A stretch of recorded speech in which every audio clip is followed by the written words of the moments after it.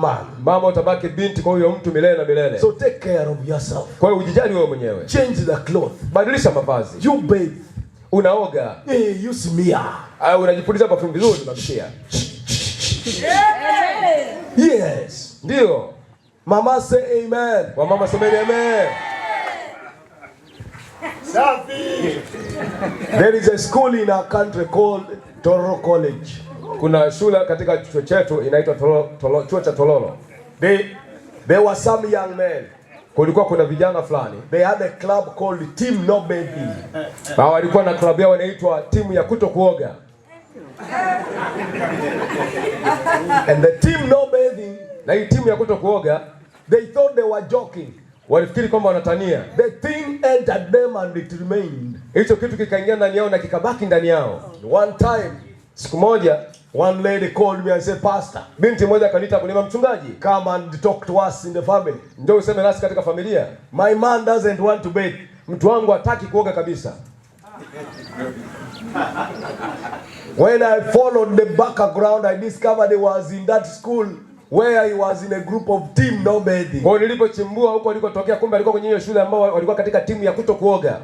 Man of God, mtu wa Mungu, you need to be an example of hygiene. Unahitaji kuwa kielelezo cha usafi katika familia yako. You have to bathe. Unatakiwa kuoga. Somebody say amen. Mtu mmoja aseme amen. Hallelujah.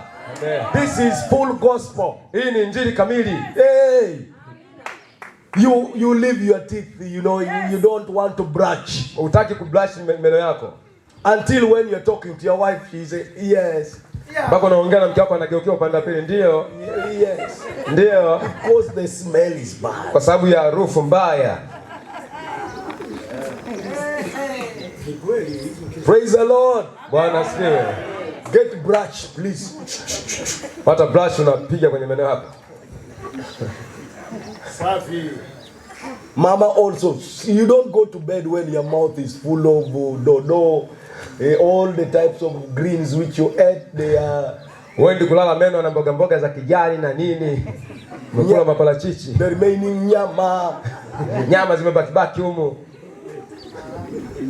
And you're going to kiss what? Na unataka kumpiga busu nani?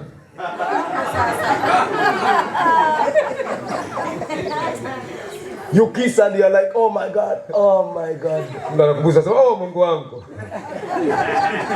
But when you brush, everything is okay. Lakini ukipiga mswaki vizuri, kila kitu sawa. Take care of your children. Jali watoto wako.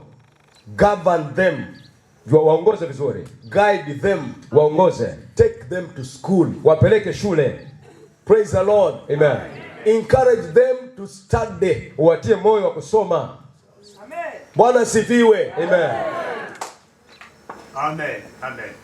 Encourage them also to learn other languages. Watie moyo pia kujifunza lugha zingine. Amen. Bwana sifiwe. Amen. Not only Swahili, including English, French, all these languages are important. Sio tu Kiswahili lakini lugha zingine kama Kifaransa, Kiingereza. Because they are growing to be international people. Kwa sababu wanakuwa watu wa kimataifa. Bwana sifiwe. Amen. You see how I admire to speak Swahili here. Ndio namna gani natamani kusema Kiswahili hapa. Yet they used to tell us Swahili sio lugha nzuri, wacha hiyo lugha ya waizi. Now I'm struggling. I want to speak. I admire you. I really want to speak Swahili. Ninatamani sana na shauku natamani kusema Kiswahili. It's nice for me. I feel like Swahili kizuri kwangu. Bwana sifiwe. Amen. No one should deceive you that Kizungu ndio language ya wazungu. Hiyo mode of communication, you can communicate to everyone. Hiyo natumia katika mawasiliano, mtu asikudanganye kama ni lugha ya wazungu tu.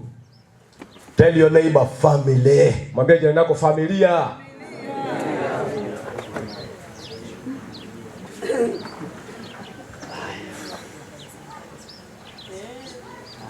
Praise the Lord. Bwana asifiwe. You find these stockings, the stockings we put. Stockings, these ones. Kuta hii socks ambazo tumevaa. You leave the man put on the same stocking for 5 weeks. Wiki 5 socks zile zile. He's smelling bad, mama. Nuka vibaya sana mama. The inner wears there, you are not washing them. Haya mavazi ya ndani hayaoshwi. What kind of family is this? Aina gani ya familia hii?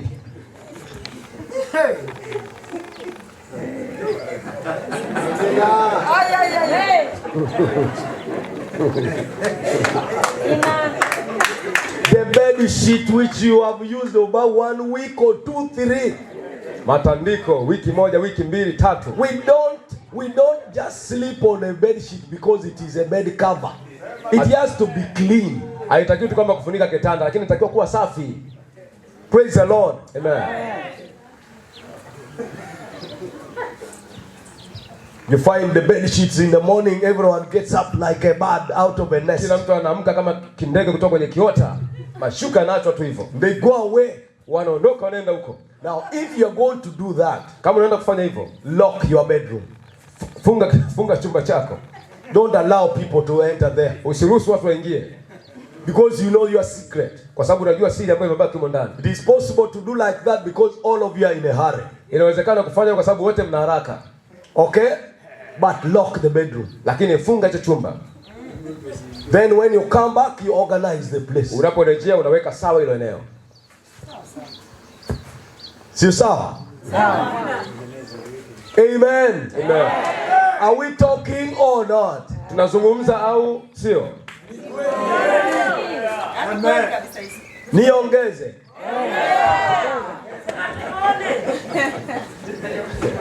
Ongeza tupone. Praise the Lord. Bwana asifiwe. Ongeza tupone. Me, I dress the bed. Yes. I dress the bed. Mimi huwa nashughulikia kitanda, nakivalisha vizuri. Natandika kitanda. Yes. Me, I do it. Nafanya hivyo. I don't say my wife. Sisemi ya mke wangu. She feels good when I do it. Anajisikia vizuri kama nafanya hivyo. I put it properly. Ninaiweka sawa vizuri kabisa. Make sure I organize. Ninaweka katika mpangilio. Put the pillows. Zile pilo naweka vizuri. Then I walk away. Hapo ninaondoka sasa. But sometimes I don't also do it. Lakini wakati mwingine usifanye hivyo. I don't do it every time. Sifanyi wakati wote. But every time I get opportunity, Lakini kila nikipata fursa, I do it so well. ninaifanya vizuri sana. There is nothing like this is a ladies' work. Hakuna kitu kama hii kazi ya wanawake. This is a man's work. Hii ni kazi ya wanaume. Let us help one another. Hebu tusaidiane kila mmoja. Hallelujah. Hallelujah. The Bible says Biblia inasema in the book of Ephesians, katika kitabu cha Waefeso chapter number 5, sura ya 5, verse number 20, mstari wa 20, says that submit one to another. anasema hudumianeni ninyi kwa ninyi. Sometimes we run to verse 21 because we men enjoy that one. Kwa sababu muda mwingine tunakimbilia mstari wa 21 kwa sababu tunafurahia huo mstari. One day, women submit your husbands. Kwamba wanawake watini waume zenu In all things. katika mambo yote. Even organizing the bed. Hata kutandika kitanda. Even doing what? Hata kufanya hivi. But when Paul was writing that, Lakini wakati Paulo anaandika hilo, he even said, I'm not talking about husband and yeye wife. pia alikuwa amezungumza kama sizungumzii kwa habari tu ya mke na mume. Hello? I am talking about the church. Ninazungumzia kuhusu kanisa. Bwana sifiwe. Amen. Are we together? Tuko pamoja. Family life matters. Maisha ya familia, mambo ya maisha ya familia. Somebody say amen. Mtu mmoja aseme amen. Excellency. Ubora zaidi. Ubora Zaidi. zaidi. Excellency. Ubora zaidi. Aim at excellency. Siku zote kusudi lako ni kufanya kitu bora zaidi. Don't settle for less. Usikae katika mambo madogo. Everything you do, aim at excellence. Kila ambacho unakifanya uwe unakusudia ubora zaidi. Do your best. Fanya kitu kilicho bora zaidi. Do your best. Fanya kitu kilicho bora zaidi. If you are going to read the word, kama unaenda kusoma neno, read it with excellence. lisome kwa ubora zaidi. If you are going to prepare sermon, kama unaenda kuandaa ujumbe, prepare with excellence. uandae kwa ubora zaidi. You don't just pick the Bible and remove the dust. So unachukua tu Biblia na kuipukuta vumbi, and then you go and say, I think I want to preach about what? Na kusema nafikiri nataka nihubiri kuhusu. No. Hapana. Excellency. Ubora. Aim at excellency. Siku zote unakusudia ubora. Praise the Lord. Bwana asifiwe. Excellence is going beyond average. Ubora ni kwenda zaidi ya kawaida. You don't just settle for average. Sio kaa katika wastani. You don't need to be a mediocre.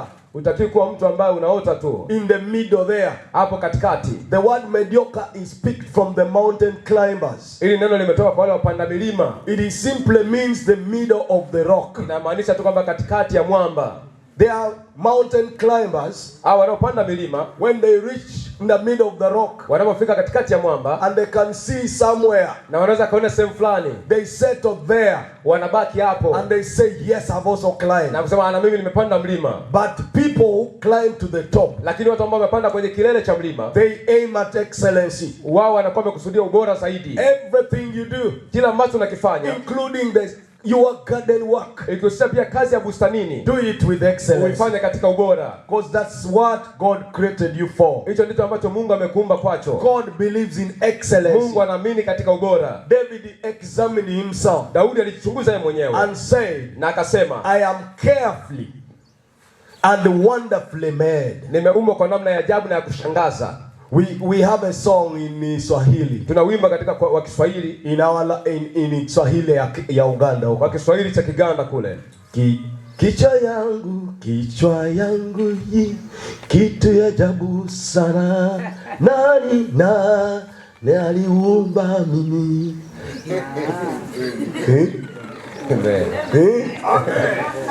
Macho yangu hii kitu ya ajabu sana. Nani aliumba mimi? Amen. Does it sound like Swahili?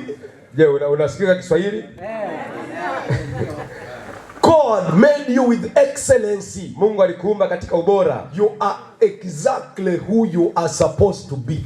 Upo vile unavyotakiwa kuwepo. Not someone else. Sio mtu mwingine. Did you know you are the only special human being on earth? Je, unajua ndio kiumbe maalum katika sayari ya dunia? You are not like any other person. Au fanani na mtu mwingine yoyote. Even if you are unidentical twins. Hata kama ni mapacha wenye kufanana. What separates you is the thumbprint. Kinachowatenganisha nyinyi ni hizi alama za mikono. Design of your thumbprint is different from any other person in the namna ambavyo world. zimeundwa ni tofauti na mtu yoyote katika dunia. God wired you excellently. Mungu alikutengeneza katika namna ya ubora. Therefore believe and aim at excellence. Kwa hiyo amini na tegemea kufanya kitu kilicho bora. Somebody say amen. Mtu mmoja aseme amen. A Christian leader, kiongozi wa Kikristo, has to be a servant. Anatakiwa kuwa mtumishi. S is servanthood leadership. S inasimama katika utumishi. Amen. Au kiongozi mtumishi. You have to be a servant. Kiongozi mtumishi, unatakiwa kuwa mtumishi. Serve others. Watumikie wengine with humility. Kwa unyenyekevu. Want to thank the chairman and the team of askofus and the leaders around. Tunataka kumshukuru mwenyekiti na team na maaskofu for serving us. Kwa kututumikia. Their team behind there. Kuna timu ambayo ipo kule nyuma. Where there is smoke. Ambako moshi unatoka. They are serving us. Wanatutumikia sisi. Servanthood leadership. Huo ni uongozi wa kitumishi. We are living in an era where people want to be served up there. Tunaishi katika majira ambayo watu wanataka kutumikiwa, wapo hapo juu. They will remind you. Watakukumbusha their title if you don't know. Watakukumbusha vyeo vyao kama hujui. You mean you don't know I am a bishop? Unajua kama wewe hujui kama mimi ni askofu? You call me a pastor. Unaniita mchungaji? You need discipline. Unahitaji kuadabishwa. So what does it mean to be called askofu ama nini? What does it add on you all? Inamaanisha nini? Naongeza nini kwako kuitwa mchungaji au askofu au nini? We are all servants of God. Sisi wote ni watumishi wa Mungu. Bwana sifiwe. Amen. Jesus taught his disciples the model of leadership. Aliwafundisha wanafunzi wake aina ya uongozi. Servanthood leadership. Uongozi, utumishi. He washed their legs. Aliosha miguu yao. And they asked them a question. Whom do you call me? Na akauliza swali, mnaniita, je, wanaita mimi ni nani? Teacher. Mwalimu. And if you know I'm your teacher. Na kama unajua mimi ni mwalimu wenu. I've washed your feet. Na nimeosha miguu yenu. Have you learned something? Mmejifunza kitu? You go and do the same to your fellow brothers. Nendeni na mkafanye vivyo hivyo kwa ndugu zenu. Serve one another. Mtumikianeni ninyi kwa ninyi. Serve one another. Mtumikianeni ninyi kwa ninyi. Somebody serve one another. Mtumikianeni ninyi kwa ninyi. Amen.